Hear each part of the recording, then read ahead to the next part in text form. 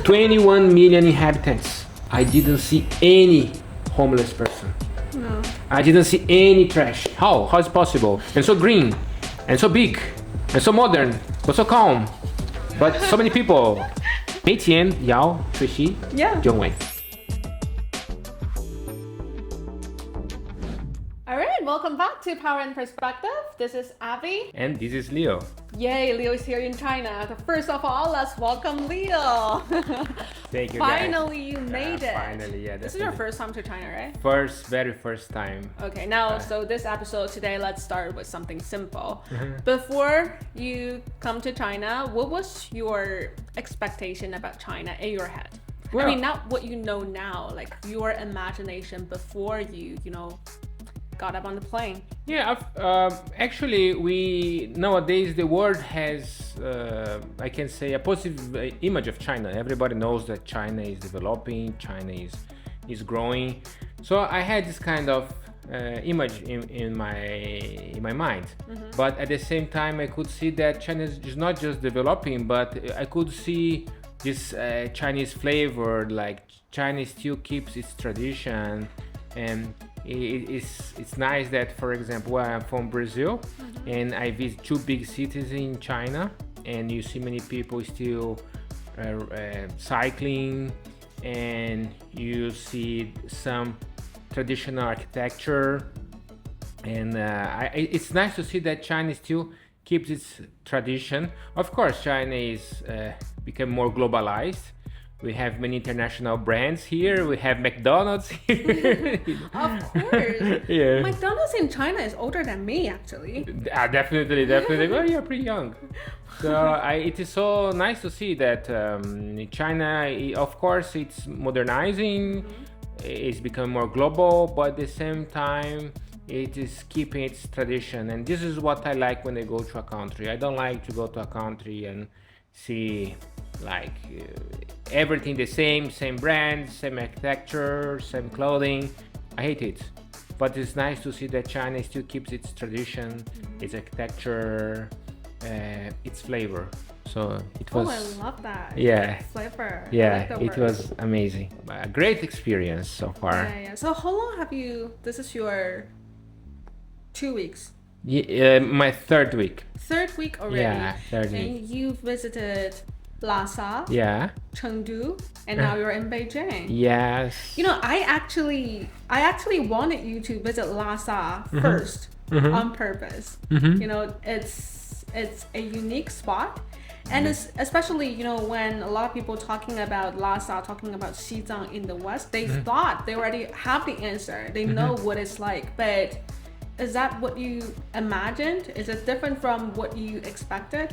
Yeah. Well, at the same time, in the West, people they know that China is growing, modernizing, but at the same time, we receive a lot of propaganda that China is a very authoritarian state, and minorities they are persecuted, religion is completely forbidden.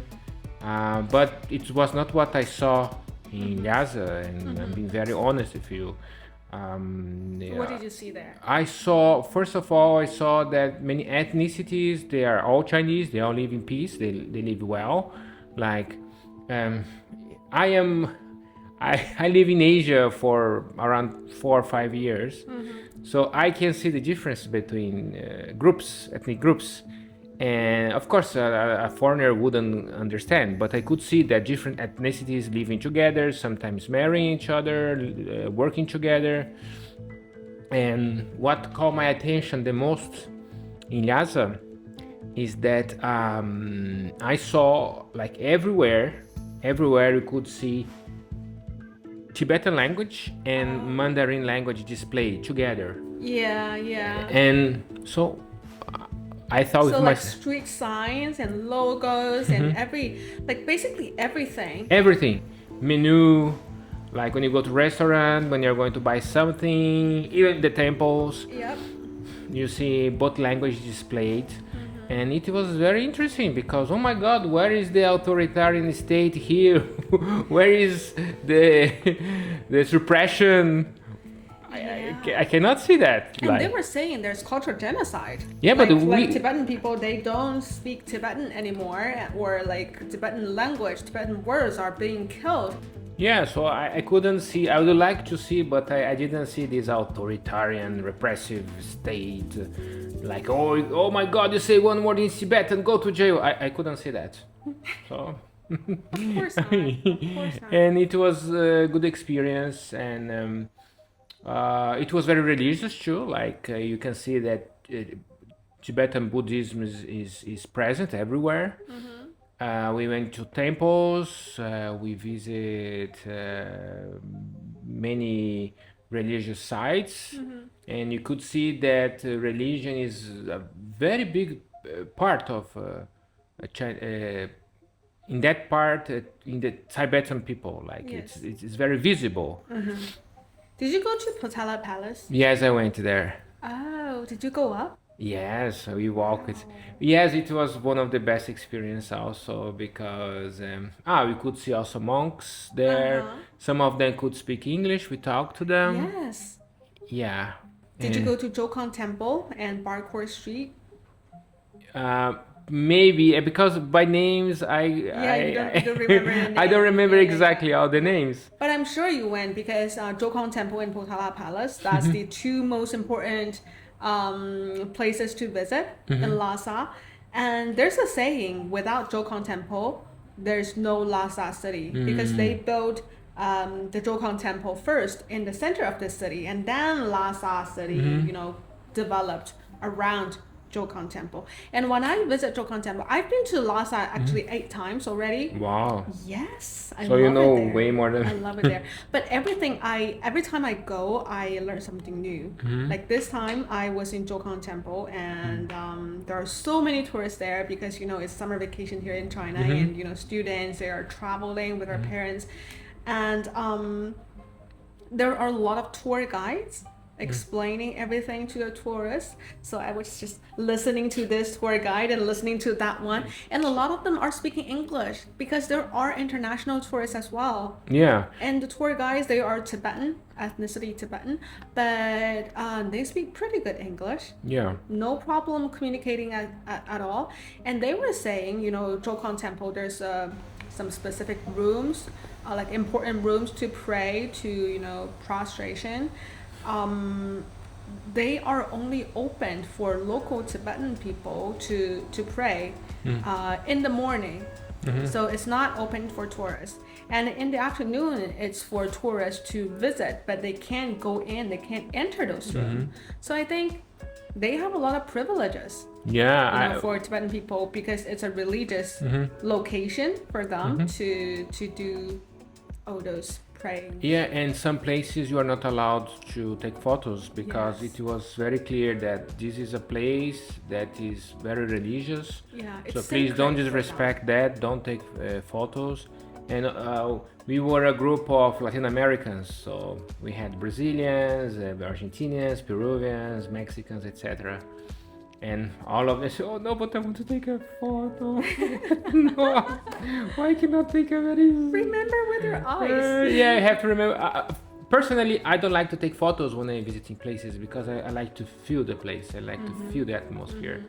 You understand? But they were very sad and pissed. But I understood that some very religious places, very important places for them, you shouldn't take photos, and you should respect their rituals. And you saw monks debating Buddhism. We saw monks also meditating. Did you see them clapping their hands? Yes, I saw. I recorded one of the few things that I recorded. Yeah, that's allowed. By the way, that's allowed. Yeah. It's amazing. Like whenever they make a point, they clap their hands. Like see, I told you. Yeah. Like that. Yeah, that's it.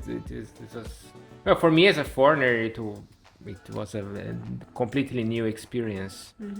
It was amazing. The only thing that I didn't like in Lhasa, to be very honest, I'm sorry, guys, but the altitude. Oh, yeah. Oh my God, I That's a suffer problem. the lack of oxygen. Of course, I have been to La Paz many times in Bolivia. It is the same, but still, I love it's oxygen. it's not your problem. That happens, because the altitude is really high there. I Yeah. think Lhasa is above 3,600 meters, 3,650. I think. Yeah, Because I was just 3,000 there to and I 4,000. was Yeah. reading the meters on my watch. But I think it also matters because it also relates to you just arrived in China and the next day you went to Lhasa directly. That's a challenge. Yeah, this is my only complaint, guys. I'm sorry, but Yeah, he was complaining. He was texting me. Lhasa is killing me. The oxygen, I have no air here. yeah. Yeah. But of course, but after 1-2 days, you get used to that. But because maybe it was something psychological, because I thought, well, I am leaving soon, so why I need to get used to that?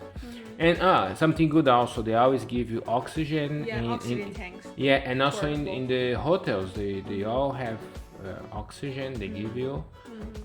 There is a kind of in the hotel that we stayed.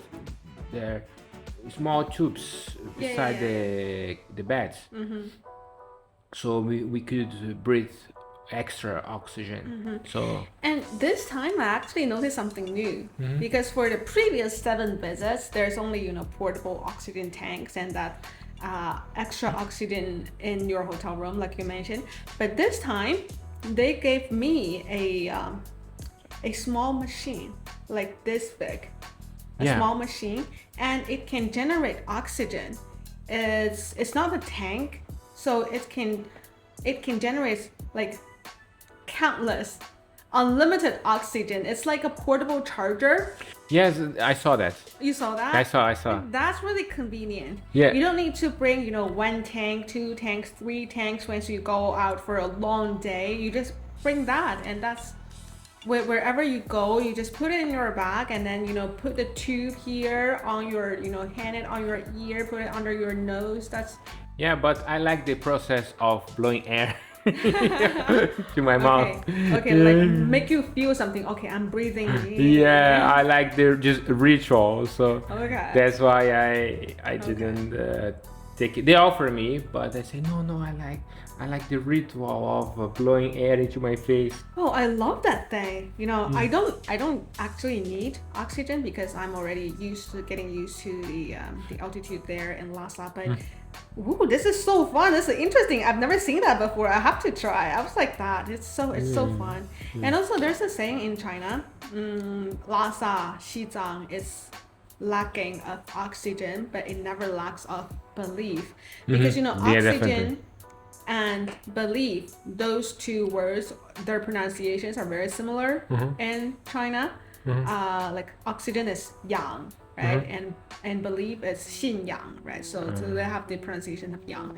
And we say, okay, it lacks of oxygen, but never lacks of belief. Yes, like it's a very spiritual place. Like you see their type of Buddhism, Tibetan Buddhism, you can see everywhere displayed.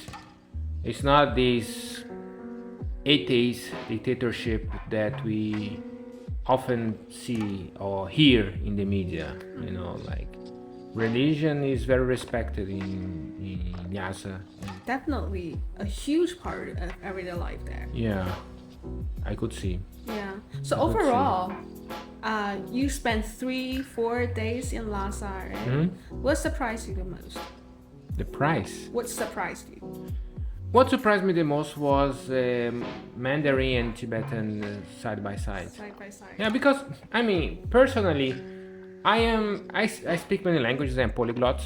So for me, if they were just displaying Mandarin, it'd be okay for me because it's the language that most people speak. We know in Lhasa there are also people from other ethnicities in China. So if they were just displaying Mandarin, for me it would be a problem. But what caught my attention that China values Tibetan language, the Tibetan language. They want people to keep it. For me, it was not necessary, to be honest, because I speak Portuguese, I speak Spanish, I speak many languages, and for me, I prefer lingua franca policy. Like, we have to use the language that more people speak. And I went to many countries. I met people from other places, and for one great example is Nigeria. For example, if you go to Nigeria, we have three main languages there. We have those Nigerians that are watching, probably they understand what I'm talking about. But they have Yoruba, they have Igbo, and they have Hausa language. These three are the three main language and main ethnic groups. These three big ethnic groups. They have others too. But at the end of the time, at the end of the day, people are speaking English more and more, because It's if I am, easier to communicate. yeah, it's easier to communicate. If I'm Igbo, I want to speak with a Hausa speaker, we use English. This is a natural process. So I expect that that would happen in China, but I can be mistaken. But it seems China doesn't want that to happen much. They okay, it's good that more and more people are speaking Mandarin, but I still want you to keep your language. And for me, it was kind of surprising. I mean, for us, we would consider like Tibetan language. It's a dialect in the region, and there are a lot of dialects in China. I see. Northern part, southern part, and even southern part. Two different villages. They speak two different languages. But of course, Mandarin is the universal language. Yeah, otherwise, how would you communicate? Exactly. You live in the same country. You are, how would you talk to people? Yeah, how can I talk? How can I buy stuff, stay in a hotel, buy food, find a job? So it is very interesting. It was what caught my attention the most. Okay. And was there a specific moment when you realized, wait, this is not what I was told? When I came there and I see that. And also, of course, also we were greeted by Hada. Yes, I don't know how to say that. Was it Hada? Like a white scarf. Yeah. And there are scriptures on it. It's the highest respect they show to distinguished guests. Yeah. I assume that they welcome you at the airport and give you a hot dog. Yeah. Yeah. Yes, exactly. So I received that. It was very pleasant. We felt that we were welcome there. People love us. They want us to be there. And yeah, it was maybe the best moment that I saw. Like we in the beginning you could see Tibetan culture displayed everywhere. I could see no cultural genocide happening. And one thing I found interesting is that a lot of people describe Xizang as a place isolated or undeveloped. Now that you've spent time walking around Lhasa and talking to people there, what do you think? Did that match what you really saw? No, the roads very clean, very modern. Someone like me who lived in rich and not so rich places, it caught my attention. Of course, Lhasa is not Beijing. It has a small population. Comparing to Beijing, these big Chinese cities, you cannot compare. You are not going to see so many buildings, high buildings in Lhasa as you can see in Beijing. But I didn't see any trash. I didn't see any bad, ugly building. Everything was new. Everything was organized, but at the same time very traditional, very exotic, very unique. And I love that they have their Tibetan style building, and their the shape of the windows. I'm not sure if you noticed, but the shape of the windows is so unique. It's not like a square. It's like this size. This shape. Kind of. Because they told me it's because the altitude is so high. That's why Lhasa is considered a place that's closest to the sun.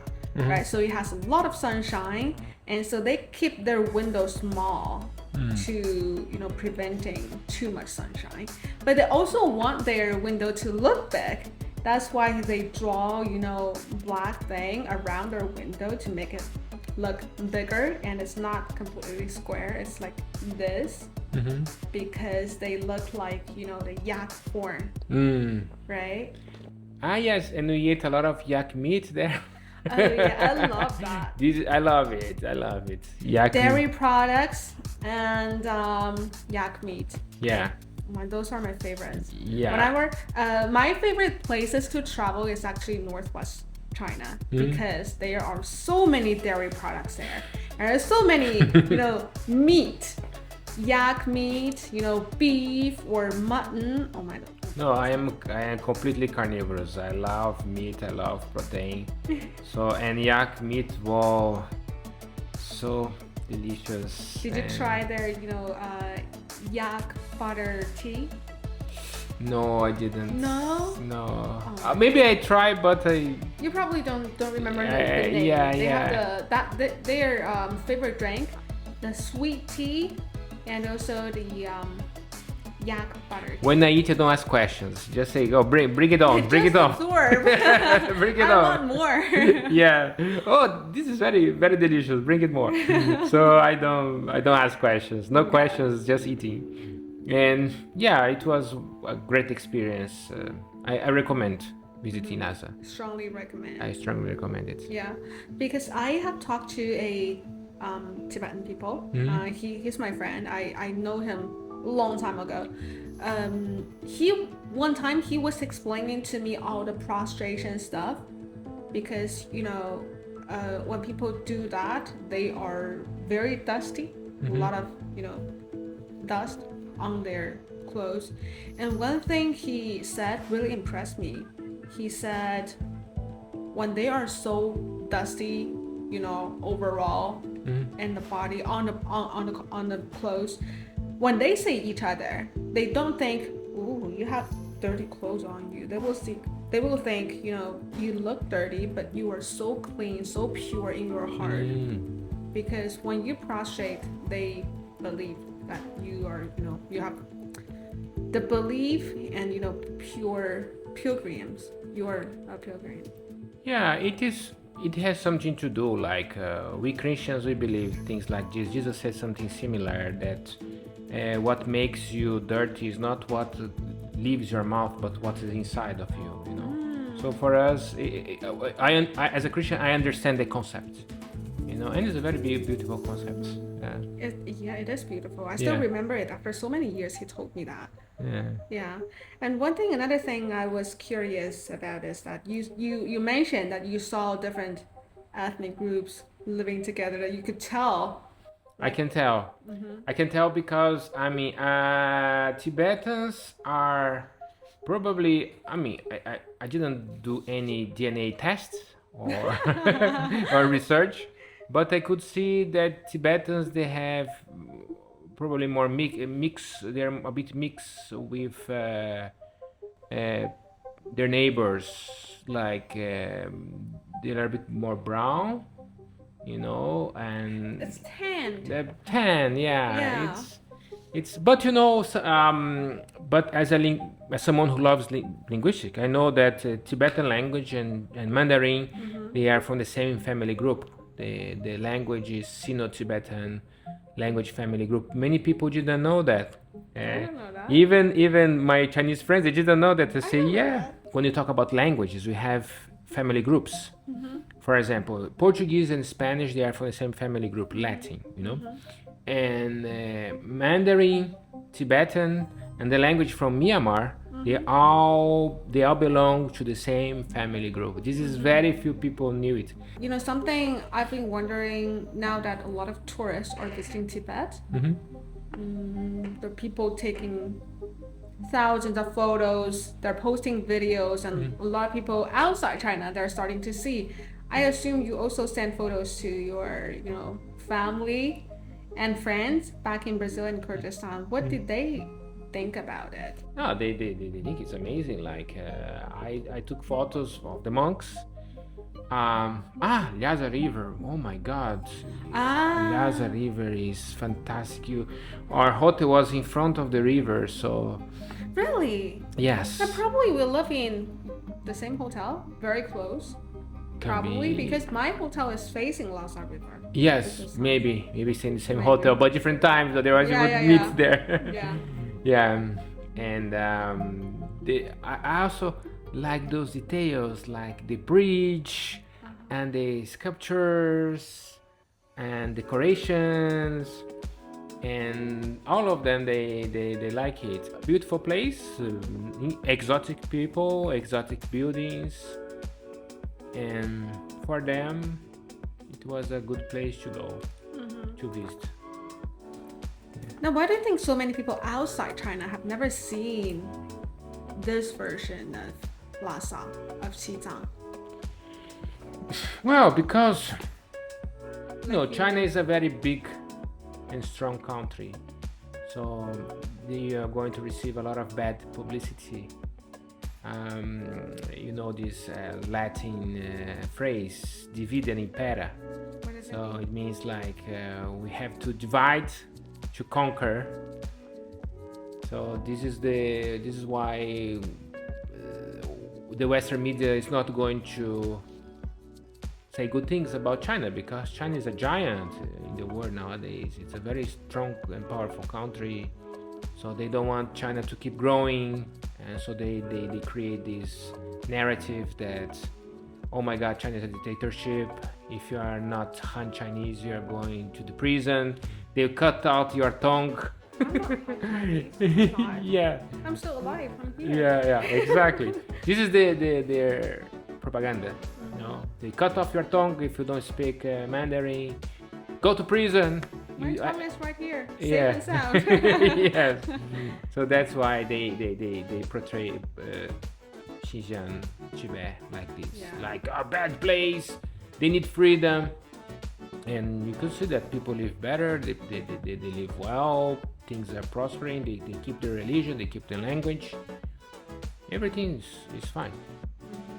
And then after Xizang, you went to Chengdu, which is pretty close. Chengdu and Xizang, right? And you spent another 3-4 days there. Yes. While Chengdu, I would say, is the most dangerous city for your diet. Yes. Oh my God, What happened? well- What were you eating there? How many meals were you eating a day? I don't know. Don't mention that. Unfortunately, my doctor told me I have to lose some kilos. Yeah, I'm not.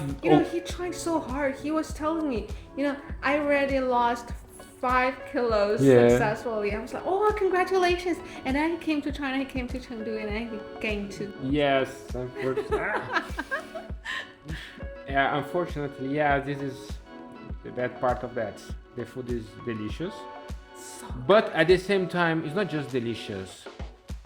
I'll talk about Chinese food in general, okay? Because, for example, the meals usually are very spicy. Yeah. I mean, I would say that's spicy in Chengdu, in southern part. The northern part, like Beijing. yeah, Spicy.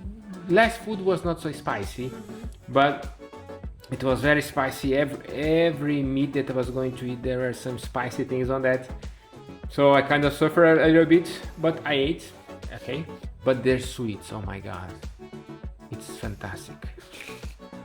Because, for example, if you eat a sweet in Brazil or in other country, it's very sweet. Yes.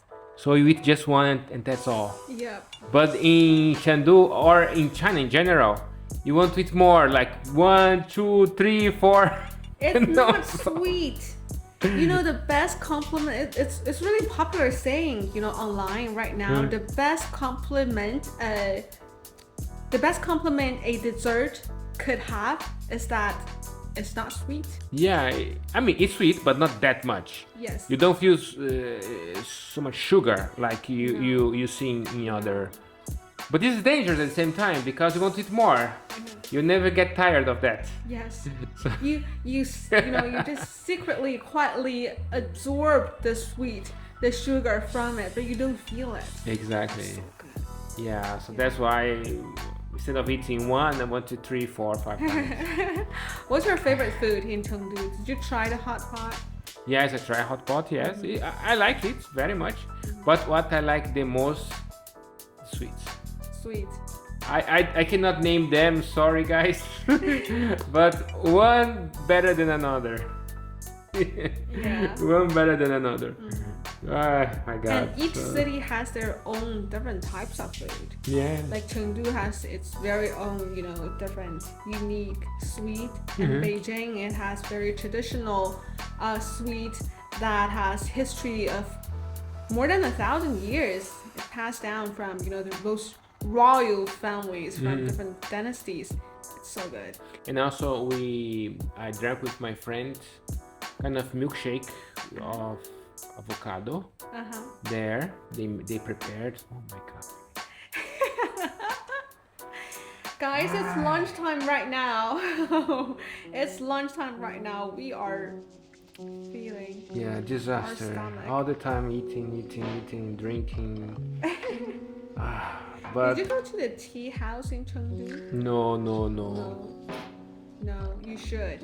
No, but to be honest, Chengdu was my favorite city in China. So far. Yes, I'm sorry, guys, but Why? Tell first us of your all, favorite places. I like the atmosphere. Like it's like my country. It's hot, but it is humid. It's kind of tropical. I felt it. So yeah. Semi-tropical Yeah. city in China. So it's very green, very clean, guys. For God's sake, 21 million inhabitants. They have 1 million people more than in São Paulo. I didn't see any homeless person. No. I didn't see any trash. I didn't see any graffiti. I also didn't see any house. You only visit the city center. Rich people, they don't live in the center. The traffic's bad. Rich people, they live in suburb area. They probably don't visit there. Yeah, but we travel around, Yeah. like from the airport to the hotel. We visit other places there. Port, we saw a nice port. We visited a place. It was kind of a dam from the 3rd century before Christ. Dujiangyan. This one, my God, when you see there, I mean, you see how people are proud of being Chinese because The ancient wisdom. and even today they use it. Yes. Even today, I was shocked, and people didn't have the material and equipment that we have.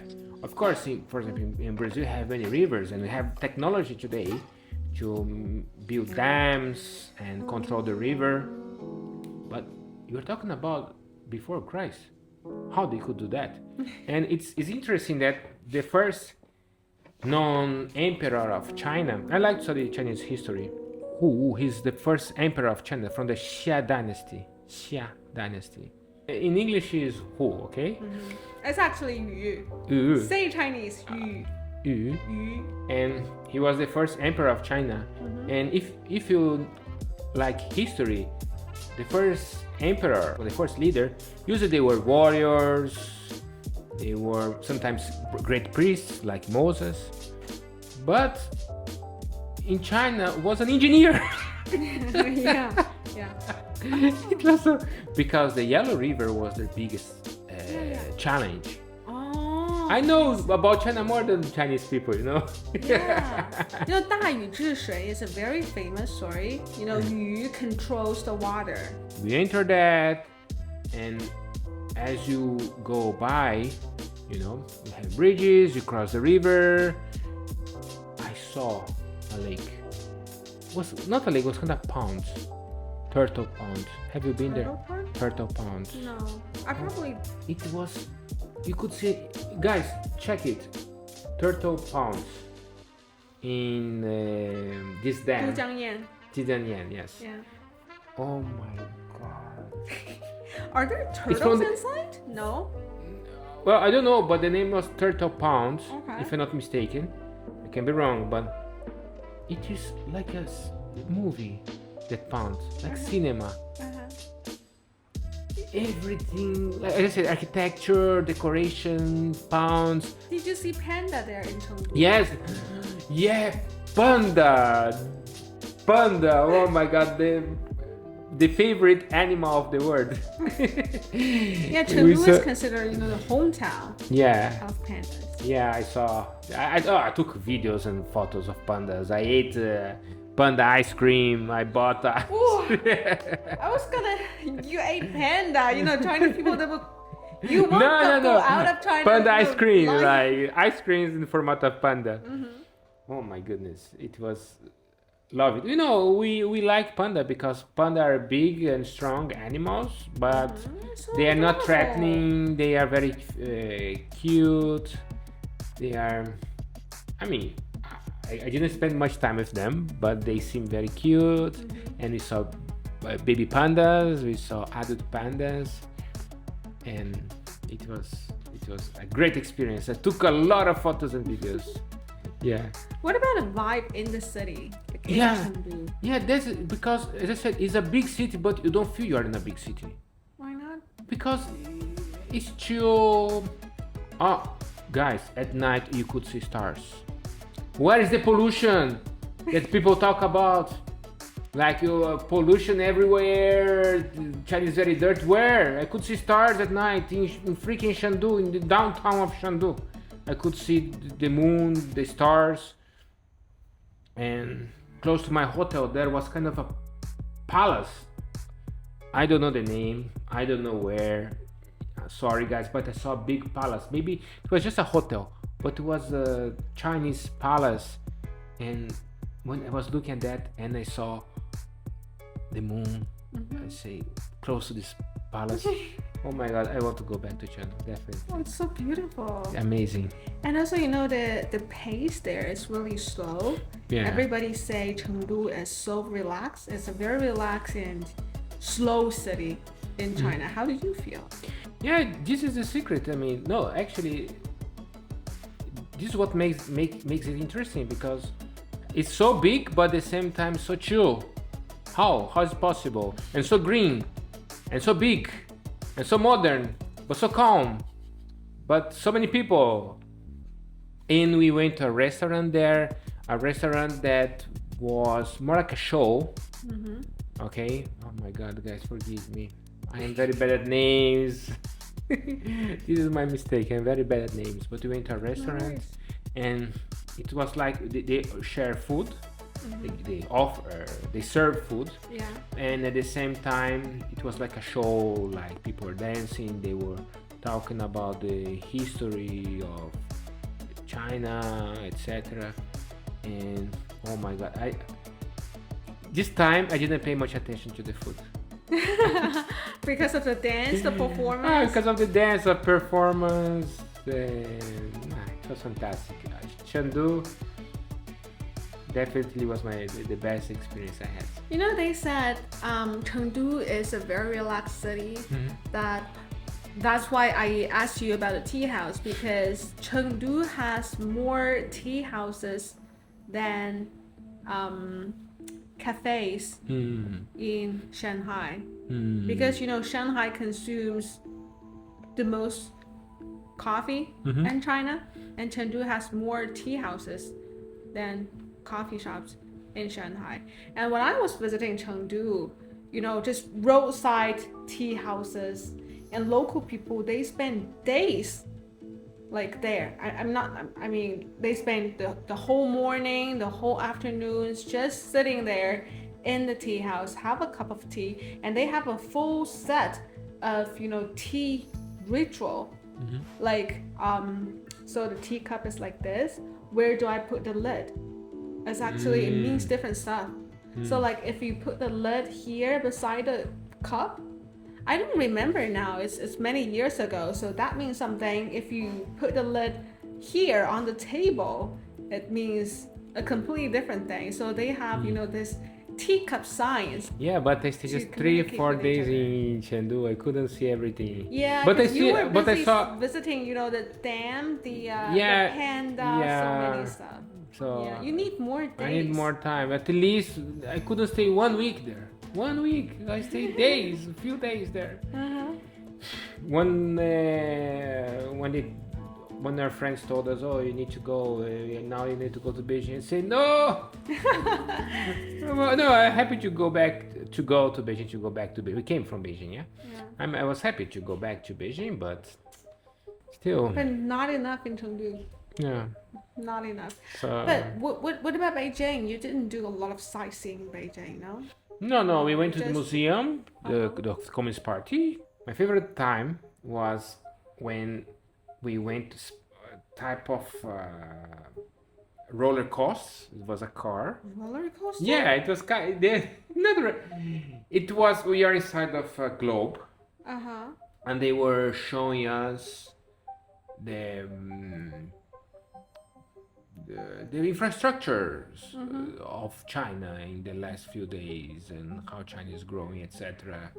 It was kind of a car and it moved, I didn't know that. Yeah. There are people telling me that you should go to that museum Yes. online, It's on my list, but Yeah. I never had the chance to visit. Yeah, I- this was my Wow. God. I didn't expect to see that in a museum. It was like I was going to a park. No way. Yeah, it was fantastic. Oh my god, Terrifying. I'm going to visit.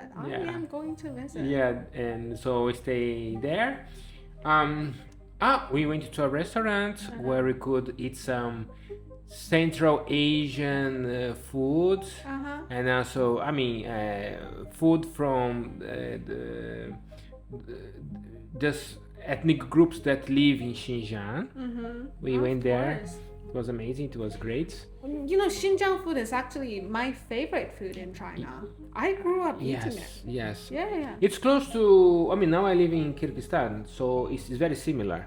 Like they eat a lot of lamb, a lot of meat and bread. So. Because I eat halal food, and every city I visit, they have Xinjiang restaurants. Yeah. Everywhere. Yeah. In every community, it's very easy to find. That's Yes. what support me. Yeah. It was mostly halal food that we ate, and a lot of bread because in Central Asia, people. In most Muslim countries they love eating bread. Bread is the rice, let's say. In China, people eat more rice. In that part of the world, people eat more bread. So great experience. So I didn't didn't spend much time in Beijing. I didn't, unfortunately. I visit few places, and then soon I'm leaving. Unfortunately, Aw, yeah. That's okay. You will come again. Definitely. Definitely. China. And one thing you were telling me yesterday, and I thought it was really interesting. You said Chinese people are much taller than you expected. Yes. That's actually, I didn't expect that could be one of your biggest observations. Yeah. Actually, in the West, we have this stereotype that Asian people Eastern Asian people are very short, but oh We my are god, not. at all. No. She's 170 something. She's so tall. The first Average. the first thing. What was the first thing I told you when I saw you? Oh, you're so tall. Yeah, so tall. Unbelievable. So Chinese people are very Northern Chinese people. Sorry guys, but northern. they are very tall. They are very tall, very good looking. I was shocked. And boys and girls, I saw so many beautiful girls and so many handsome guys. I'm not gay, okay? I'm not gay, but I was shocked. Say, oh my God, look at this guy. This guy could be an actor. He's so handsome. He's so strong. And in Beijing, I think we have this culture of going to the gym. I don't know, it's like Brazil a little bit. In Brazil, people like to go to the gym. They like to take care of their bodies, and I felt the same vibe in Beijing. Of course, stay healthy. Yeah, I felt this. I didn't see many fat people. In China in general, I didn't see many fat people. It's not Eat like, healthy, you know. yeah, in Live America you healthy. see more chubby people, you know, but in China, no. In China, it's very difficult to see someone overweight. And Chinese people are very, mainly from Beijing, mainly. I saw more here. Very tall, good looking, strong. Oh, you know, Beijing was considered the place where people care less about their appearance. I didn't see that. You know, Beijing, they, especially people in Shanghai, they are so fashion. So guys, So- go to Shanghai. If you want to find a boyfriend or girlfriend, go to Shanghai. You know, when people online, Shanghai people and Beijing people, they are constantly, you know, of course they're joking, they're making fun of each other. Shanghai people will always say, Beijing people, you never, you know, dress up. You never, you know, decorate yourself. No, but I saw natural beauty. Oh, Natural. I love that, Yeah. natural beauty. Yeah, it's not like, okay, you are good looking because you take care of yourself, you dress fancy clothes, you put makeup on and use makeup, things like that. But it's not like that. People are naturally beautiful in Beijing. Okay. Yeah. But jokes aside, how would you describe people, Chinese people overall? Very chill. I think Chinese people are very laid back, but at the same time they work hard. Like I can see by yourself, you are always working, always producing. This is the miracle of China because I realize how China has grown recently, and China doesn't have too many natural resources. Like, okay, if you go to Dubai, yes, they swim oil there, so it is easy to be rich there. But Chinese people, I realize that Chinese people they live much better. Like the country's growing, prospering, but it's prospering because Chinese people work hard. China is growing because of its capacity of working, of the value of work, basically. So I could see that Chinese people they work hard, they are very smart, they're not lazy, but at the same time they are chill, they're not very stressed, like you see in big cities in the West. Oh my God, money, money, money. Like they work hard, they do their part, and then they go home, they drink their tea, and they don't complain about life, everything is great. Yeah. So this is my impression that I had of Chinese people. So how much Chinese? I am learning now. And I want to study now every day. 每天我要学习中文。No, 每天要学习 Yeah. 中文。Yeah, I want to study Chinese now every day. Every day now. 每天 every day I want to study Chinese. Because in 1 year we will talk just in Chinese. Don't worry. Okay. In 1 year, give me 1 Okay. year. Mark this. Yeah. Next year, this day, we will do another episode on Chinese. Yeah. If it's not in Chinese, I don't know. But if it's a simple things, yes. Oh, what do you like to do? Yes. But if the conversation is more complex, I need more time. Yeah. That's okay. We're confident. Yeah. And you were also saying that you expected China to be very conservative, but what you saw, like the reality here, is actually the opposite. Yeah. China is very modern in every sense. China is becoming more modern. People are very globalized.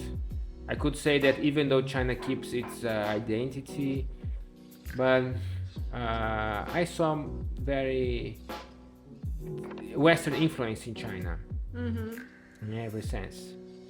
Yeah. You know, so people are becoming. We live in a global world. People are becoming the same. You know, mentality, values. I mean, you can't. I feel like you can't avoid that. It's a global trend that people are. When you are open, you absorb other people. But the hardest part is that you maintain, you keep you keep what makes you unique, and Yeah. you keep and preserve your tradition. But what made China big and strong, in my opinion, is that they took what was good from the West Yes. and they didn't take what was bad. This is the secret. So many years ago, the leaders of the Communist Party, they saw, oh my God, it works in the West. Oh, let's take it. Oh, that doesn't work. Let's reject that. But when you live in this world, the world is westernized. Very few countries are resisting it. I travel all over the world and I can see that the world is very westernized. But to know how to reject things from this Western world, it is good. Yeah.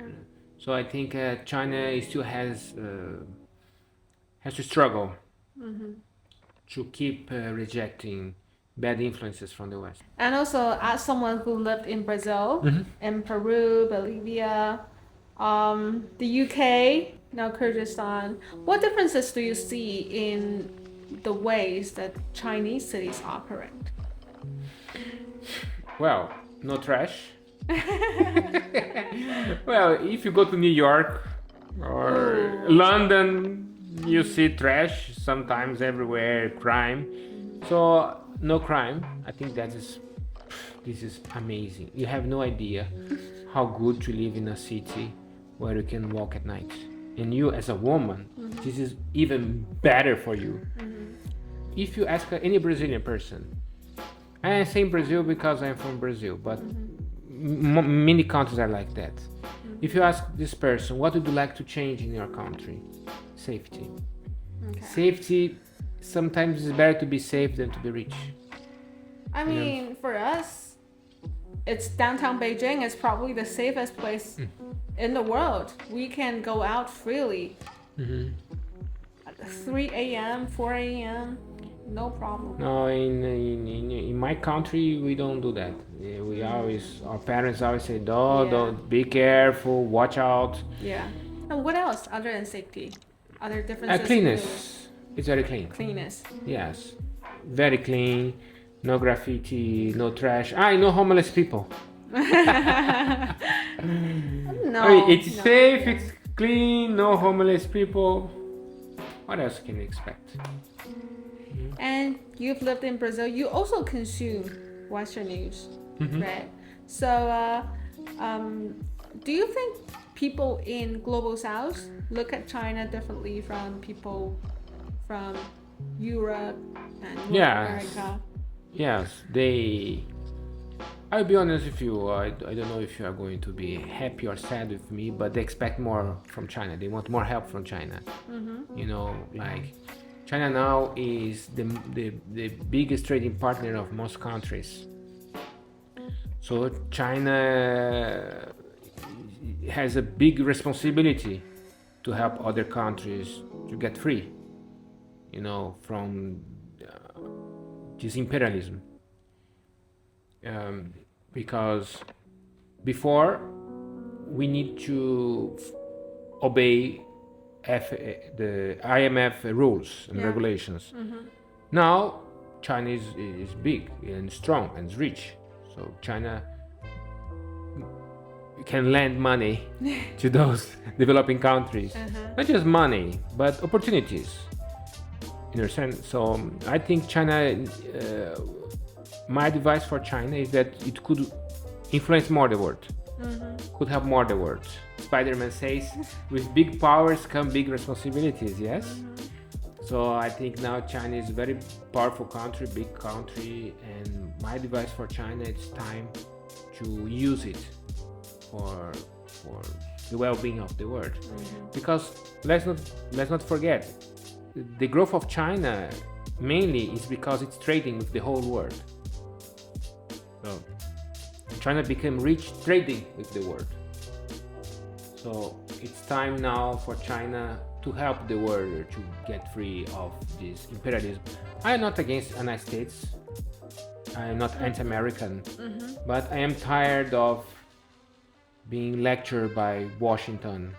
I mean, oh no, Brazilians now have to vote like this. You have to think like that. No, I don't want this anymore.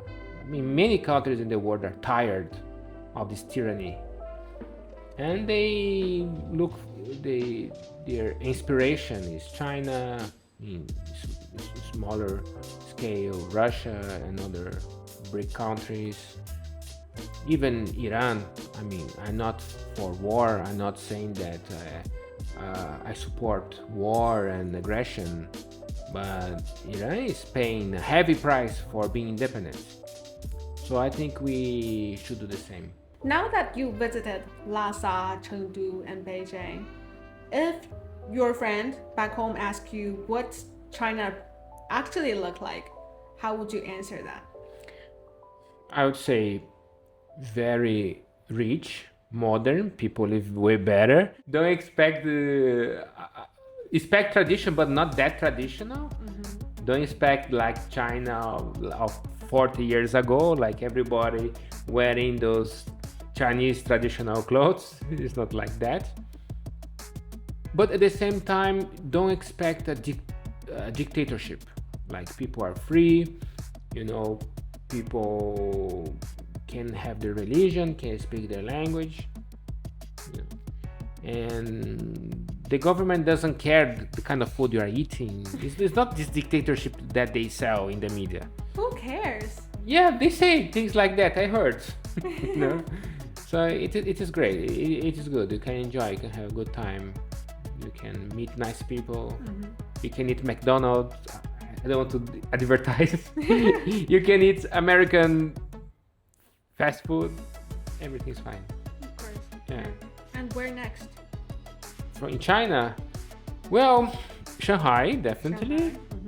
Shanghai. There was an island, Yunnan Island. Hainan. And there's also Yunnan. Yunnan is not an island. I also recommend Yunnan. It's very beautiful. Yeah, what is it? Very diverse. Southwest China. Southwest. Yes. Okay. Yes, and Hainan, tropical island for sure. Yeah. I saw some pictures of that, and I'd like to go to a small village. I met a guy in China. He works in entertainment. Like he makes videos, and I will send this video to him, by the way. Okay. Yeah. Okay. And I suggest him to create Chinese challenge. For example, one of these episodes or series that he can do is taking a foreigner who doesn't speak Chinese or doesn't speak very well, and leave him in a Chinese village for 10 days. No English. He has to talk to the locals. He needs to help the locals. I don't know. Maybe he needs to do everything for them. So for 10 days, living in a small Chinese village. You could take the challenge. I would, definitely. So I can do that, definitely. Yeah. Yeah. And also, I strongly recommend Xi'an. Xi'an city. It's a very ancient city. It's been the capital city of 13 different dynasties. So if you want to see tradition, if you want to see the old part of China, Xi'an is the place to go. There we go. Yes, definitely. This is my place. Next time. This is my place. Yeah. Now I think this is a good time to end. If you haven't been to China, what is the one question that you've always wanted to ask someone who's already been there? Tell us in the comment area. And if you have been to China, what has surprised you the most? Well, thank you so much for watching. We'll see you at the next episode of Power and Perspective. Bye-bye.